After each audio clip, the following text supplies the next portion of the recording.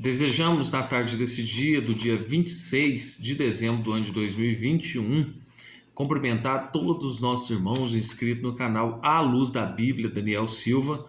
Nós desejamos cumprimentá-los com a paz do Senhor Jesus Cristo. Nós estamos hoje empenhados aqui em trazer a última lição do trimestre, né? Nós sabemos aí que as Assembleias de Deus, ela tem um ciclo trimestral de lições, e em cada ciclo é tratado um tema, e o tema que foi tratado nesse último trimestre do ano de 2021 foi a lição tratando acerca da vida do apóstolo Paulo. A lição, ela tem como título, deixa eu confirmar aqui, essa lição tem como título o apóstolo Paulo, lições da vida e ministério do apóstolo dos gentios para a igreja de Cristo. Eu vou fazer uma rápida recapitulação daquilo que foi tratado ao longo desses 3 meses, né? Todos os domingos, né? Às 8h30 da manhã, já fazendo menção aqui da nossa igreja, Assembleia de Deus Ministério de Boa Esperança. Todos os domingos, 8h30 da manhã, nós temos essa aula ao vivo, né? Presencial, com a participação, com as perguntas, com os professores, todos envolvidos em um só sentimento de crescimento, de ampliar, de aprendizado, de sanar, né, as nossas dúvidas acerca de alguns pontos da fé cristã.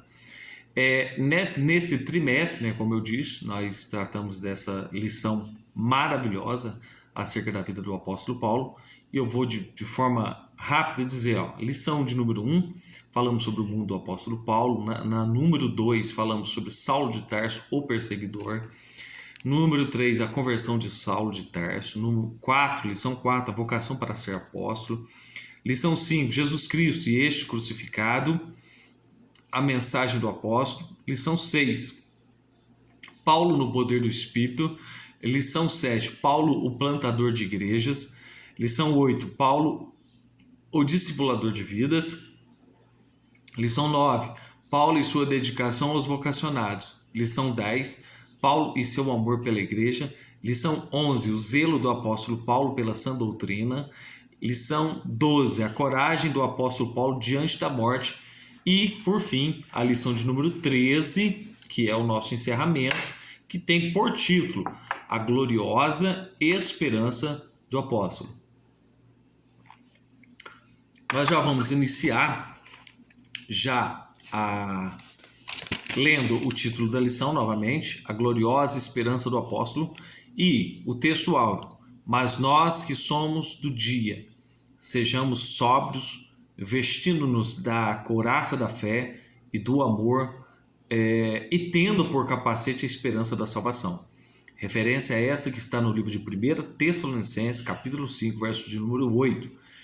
A verdade prática diz: a esperança gloriosa da volta de Jesus traz sobriedade para as nossas vidas e disposição para exercer a fé e o amor e a esperança.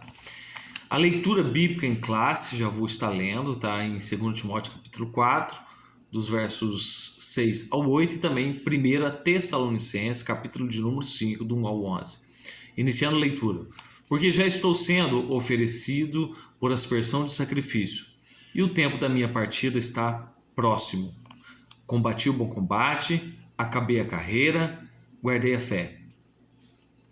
Desde agora está guardada a coroa da justiça, o qual o Senhor, justo juiz, me dará naquele dia, e não somente a mim, mas também a todos os que amarem a sua vinda. Continuando a leitura. Mas, irmãos, acerca dos tempos e das estações, não necessitais de que vos escreva, porque vós mesmos sabeis muito bem que o dia do Senhor virá como ladrão de noite. Pois que, quando disserem a paz e segurança, então lhes sobrevirá repentina destruição, como as dores do parto daquela que está grávida, e de modo nenhum escaparão. Mas vós, irmãos, já não estáis em trevas, para que aquele dia vos surpreenda como um ladrão, porque todos vós sois filhos da luz e filhos do dia. Nós não somos da noite nem das trevas. Não durmamos como os demais. Não durmamos como os demais, mas vigiemos e sejamos sóbrios. Porque os que dormem, dormem de noite. E os que se embebedam, embebedam-se de noite. Mas nós que somos do dia, sejamos sóbrios, vestindo-nos da couraça da fé e do amor e tendo por capacete a esperança da salvação. Porque Deus não nos destinou para a ira, mas para a aquisição da salvação por nosso Senhor Jesus Cristo, que morreu por nós para que quer vigiemos, quer durmamos, vivamos juntamente com ele. Pelo que exortai-vos uns aos outros e edificai-vos uns aos outros, como também o fazeis. Já vamos partir para a leitura de introdução, a qual diz: a última lição desse trimestre nos mostra que não podemos perder a esperança do céu em meio ao sofrimento e tribulações nesta terra. Essa esperança é a fonte da força dos fiéis que se apegam no que Deus realizou em Cristo Jesus. E a garantia dessa esperança é o fato de que o Espírito Santo nos fortalece, renova e confirma a herança eterna do nosso Deus. Que a esperança do apóstolo seja também a nossa, né? Nós somos convidados pela palavra de Deus a imitar a fé daqueles que herdaram as promessas. E poderíamos citar inúmeros personagens da Bíblia Sagrada que se mantiveram firmes até o fim. E como nós estamos tratando hoje da lição referente a Paulo, o apóstolo, e o fim da sua carreira, o fim da sua vida e a esperança que ele mantinha, nós podemos dizer assim, que a esperança desse homem, que o exemplo da esperança que estava nele, também seja um exemplo de esperança para as nossas vidas, canalizando e arremetendo ao alvo que é Jesus Cristo, nosso Senhor. O número 1 vai dizer o seguinte: a consciência de Paulo diante da morte. Uma morte como oferta de sacrifício. O Espírito Santo, que guiava o apóstolo Paulo, em tudo o fez sentir que o tempo da sua partida estava próximo. Nesse sentido, o apóstolo via o seu martírio iminente como uma oferta apresentada sobre o altar dos sacrifícios. Essa consciência clara de que haveria de padecer pelo nome de Jesus não o permitia ter medo ou frustração diante da morte. É preciso ter a consciência de que, se não encontrarmos o Senhor por meio do arrebatamento da igreja, o encontraremos por meio da morte. Por intermédio do Espírito Santo, nos preparemos para esse tempo em esperança. Então, a ênfase do tópico de número 1 é a consciência de Paulo diante da morte. Nós entendemos que Deus, ele não faz de ninguém marionetes ou robô. Então nós vemos que o tempo todo Paulo tinha consciência de tudo que estava acontecendo com ele. Desde o momento da sua vocação, desde o momento, citando de passagem, em que um profeta por nome Ágabo disse a ele que ele passaria por determinadas situações, açoites, prisões. Então ele estava consciente. E também Paulo, ele passa a estar consciente até mesmo do tempo da sua partida, que nós chamamos aqui do tempo da sua morte. E o relato está no fato em que o próprio Paulo, e essa referência vai estar em 2 Timóteo, capítulo 4, verso 6, que ele diz: o tempo da minha partida está próximo. E quem revelou isso ao coração dele? Eu creio, e nós cremos, e a Bíblia afirma que, pela intimidade que ele tinha com Deus, ele sabia muito bem que o seu tempo estava próximo.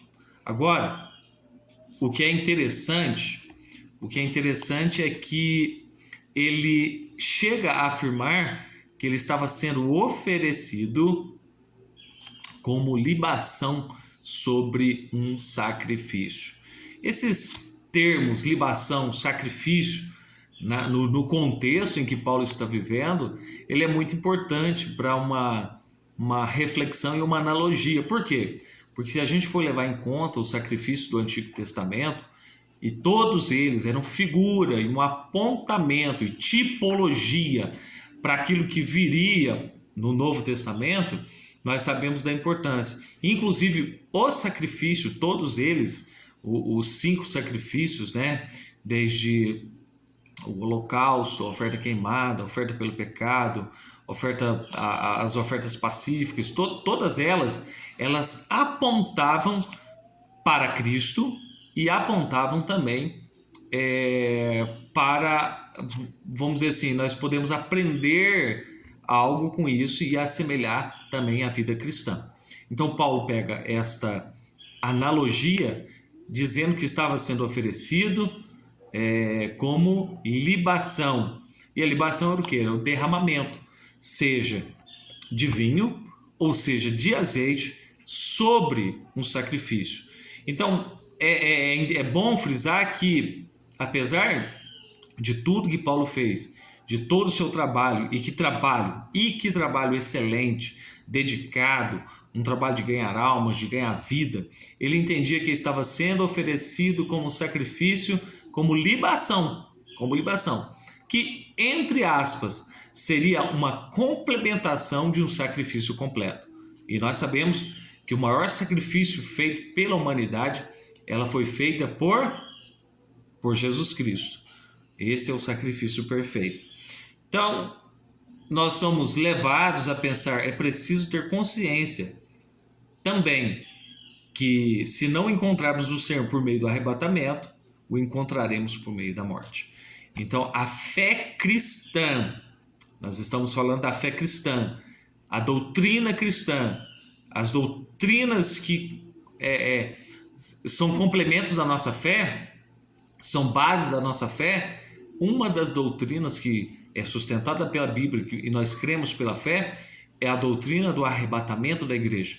Nós cremos que um dia Cristo ele vai vir arrebatar aqueles que creem nele, aqueles que têm os seus nomes arrolados no livro da Bíblia, no livro da vida. E se isso não acontecer, que o autor está nos levando a pensar aqui, se não for por meio do arrebatamento da igreja, mesmo assim, por meio da morte, nós teremos um encontro com Cristo.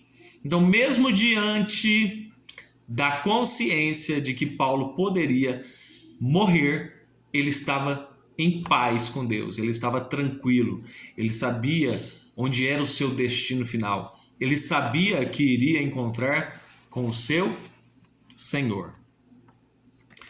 É nos dado uma referência lá em 1 Tessalonicenses, capítulo 5, do verso 13 ao verso 18. Repito, 1 Tessalonicenses, capítulo de número 5, do verso 13 ao verso 18, no qual diz assim, e que,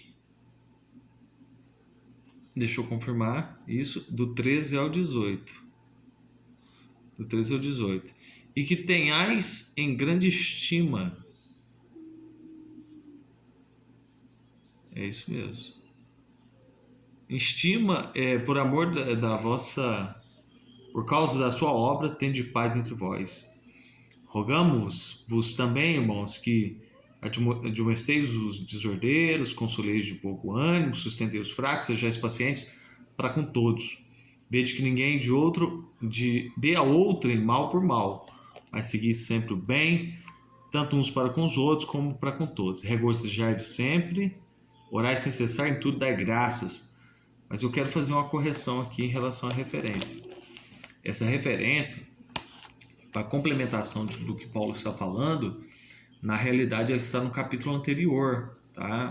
Apesar da revista ter me mandado ir para o capítulo 5, eu vou voltar aqui no capítulo 4 e ler novamente do 13 ao 18 para enfatizar a esperança de Paulo, mesmo diante da morte, e o que ele está ensinando aos Tessalonicenses, mesmo diante da morte, para que eles tivessem esperança.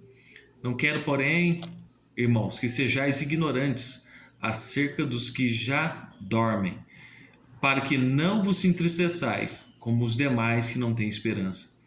Porque se cremos que Jesus morreu e ressuscitou, assim também nós, aos que em Jesus dormem, Deus os tornará a trazer com ele.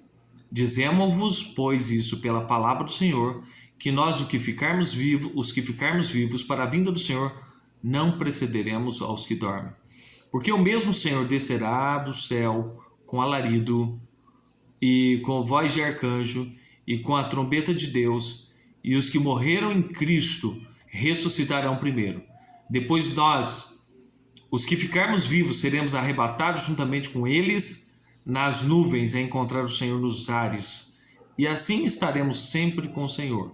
Portanto, consolai-vos uns aos outros com essas palavras. Então, esta é a referência que diz sobre a esperança do crente, mesmo ou pelo arrebatamento, ou mesmo até mesmo pela morte.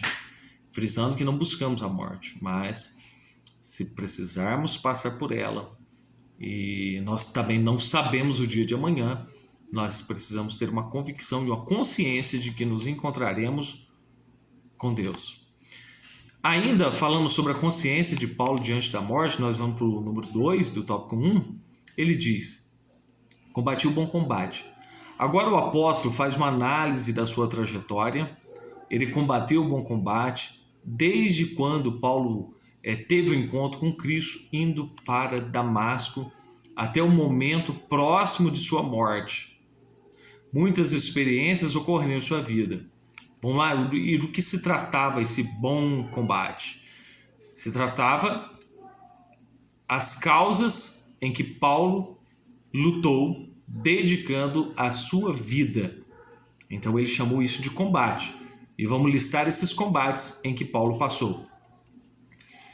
É notória a total entrega do apóstolo. Muitas perseguições, provações, injustiças, plantações de igrejas, e confirmações de igrejas. De fato, o apóstolo entregou a sua vida integralmente à causa do evangelho. Ele combateu um bom combate. Que combate estamos combatendo? Então aí vem devolvida aqui para nós uma pergunta. Paulo, ele combateu o combate que lhe foi dado. Aqui, a figura de linguagem militar, as batalhas que ele lutou, as lutas que ele travou, vivendo perseguições, vivendo debates que queriam contrariar a palavra de Deus, as perseguições, as fugas, os apedrejamentos, que Paulo também passou por esses processos, e por fim culminou na sua decapitação. Então, vamos aqui olhar para nós e fazer uma análise. Que combate estamos combatendo? Será que nós estamos realmente, Sofia Vitória, lutando por boas causas? Nós estamos realmente lutando por coisas que compensam? Ou será que nós estamos deixando o tempo esvair pelas nossas mãos? Essa é uma reflexão. Diz assim: que combate estamos combatendo? Essa causa é nobre por causa do evangelho? Que o autoexame de Paulo seja exemplo para nós, para nos autoexaminarmos também.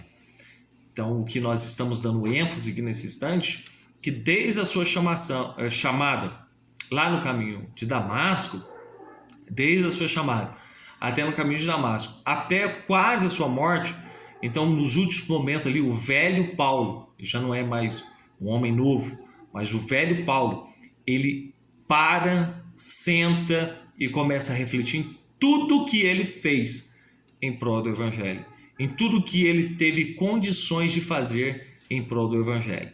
E ele chega a umas expressões mais lindas das suas cartas, dizendo: combati o bom combate, acabei a carreira, guardei a fé. Para mim está reservada a coroa de justiça, o qual o justo juiz me dará naquele dia, não somente a mim, mas a todos quantos amarem a sua vinda. Então, a questão da coroa da justiça, tudo isso nós vamos ver que é algo que é uma expectativa que tem que estar também em nosso coração. Devemos amar a vinda de Jesus. O número 3, ainda do tópico 1, vai dizer gratidão e esperança. 2 Timóteo, capítulo 4, 7 e 8. Além de combater o bom combate, o apóstolo acabou a carreira e guardou a fé. Mais importante do que começar é a forma com que terminaremos a carreira. E se a gente for pensar na vida do apóstolo, ele passou por um processo de conversão, ele teve o descrédito de muitos, até mesmo dos apóstolos que andaram com Jesus Cristo, mas o que mais importa foi como ele terminou a sua carreira. Ele terminou com a sua aliança permanente com Cristo, ele combateu o bom combate, ele guardou, ele completou a carreira, a trajetória a qual ele foi vocacionado para fazer, e por fim ele guardou a fé. Em momento nenhum ele, em provações, em dificuldades, em momento nenhum ele abandonou a fé. Então a gente é convidado também a fazer um autoexame. A gente não está à beira da morte, né? Mas é bom olhar um pouquinho para trás e fazer um autoexame daquilo que realmente nós estamos nos doando e fazendo para que o reino de Deus seja vivido por nós, né? Porque nós temos que cuidar de nós, da nossa família, da nossa vida espiritual, e também o que nós temos contribuído para partilhar essa fé com a igreja e também com o mundo através da evangelização e da ministração da palavra, da pregação do Cristo que salva, que cura, que liberta, que um dia vai voltar segundo as promessas da palavra de Deus. Nós vamos agora,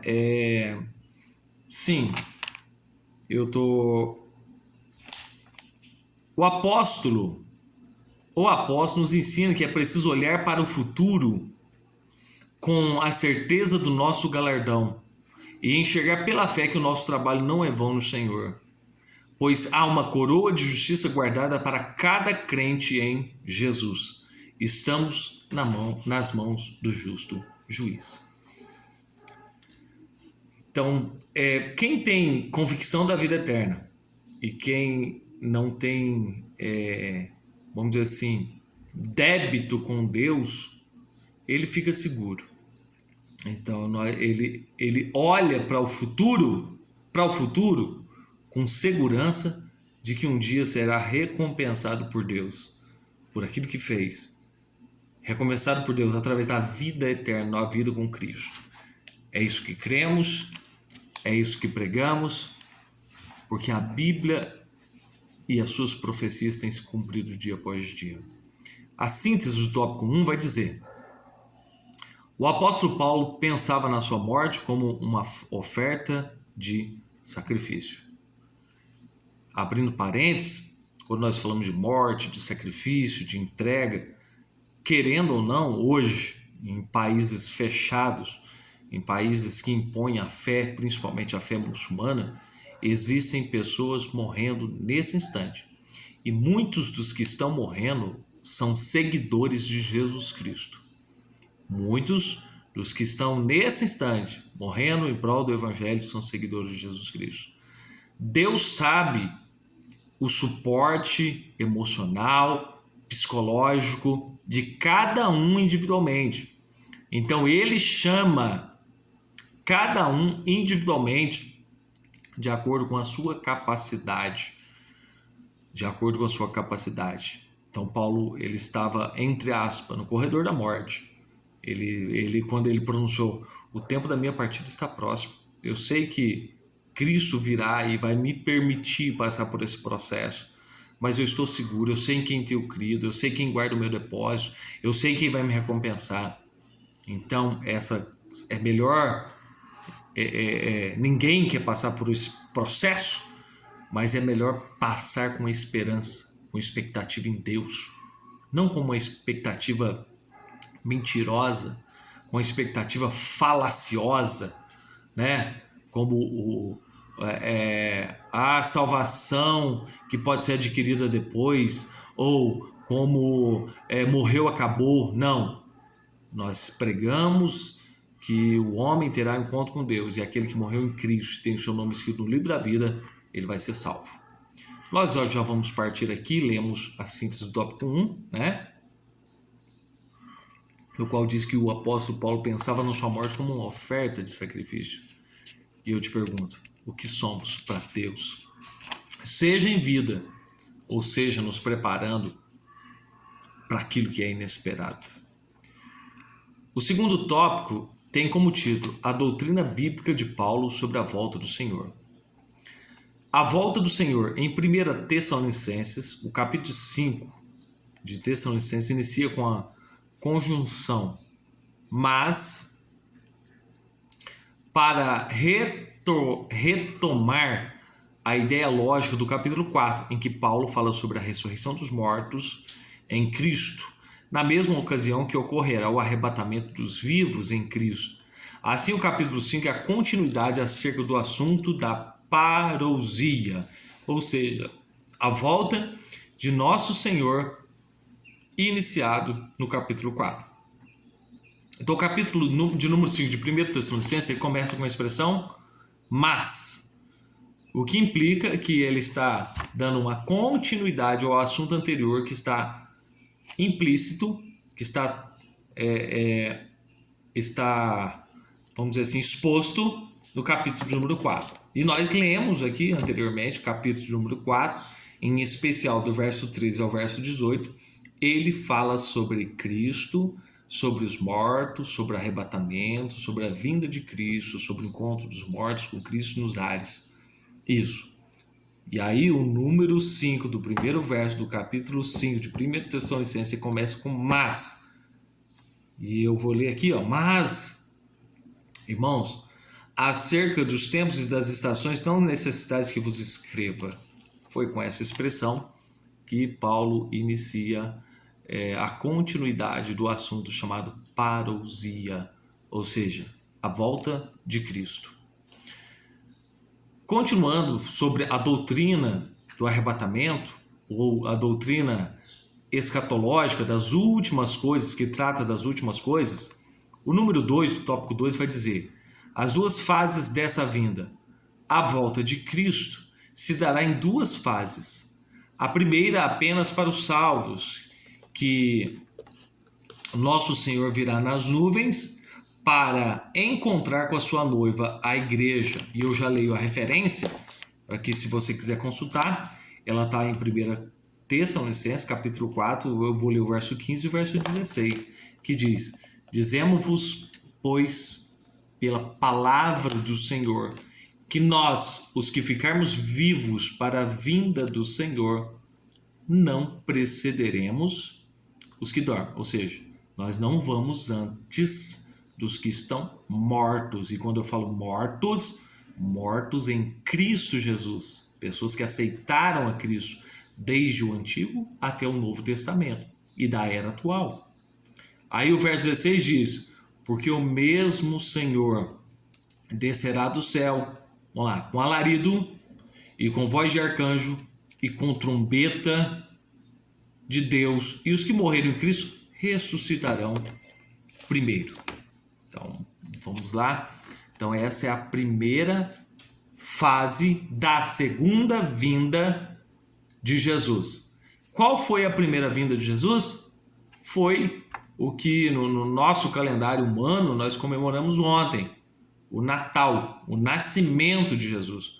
Então, a primeira vinda de Jesus foi quando veio como Deus encarnado. Nasceu de uma forma, um nascimento virginal, de uma virgem, concepção virginal, e a concepção milagrosa. Então ele veio e entrou no cenário do mundo, na Palestina. Essa foi a primeira vinda.